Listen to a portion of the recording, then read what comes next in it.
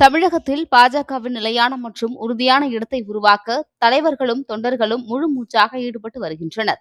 இந்த சூழலில் திரு அண்ணாமலை மற்றும் திரு வினோத் பி செல்வம் போன்ற இளம் தலைவர்கள் மிகப்பெரிய பலத்தை சேர்த்து வருகின்றனர். தமிழகத்தில் திரு அண்ணாமலை தேசிய ஜனநாயக கூட்டணி ஆட்சி அமைய வேண்டிய அவசியத்தை எடுத்துக் கூறி பிரச்சாரம் மேற்கொண்டு வருகிறார். அதே நேரத்தில் வினோத் பி செல்வம் பிரதமர் வருகை உள்ளிட்ட அனைத்து நிகழ்வுகளிலும் சிறந்த ஒருங்கிணைப்பாளராக தன்னை மீண்டும் மீண்டும் நிரூபித்து வருகிறார். நாகர்கோவிலில் பிரதமர் மோடி கலந்து கொண்ட மிகப்பெரிய பொதுக்கூட்டமும், சென்னையில் திரு அமித்ஷா அவர்களுக்காக நடத்தப்பட்ட மாபெரும் ரோட் ஷோவும் அவரது மாபெரும் நற்பெயரை ஏற்படுத்தியுள்ளது.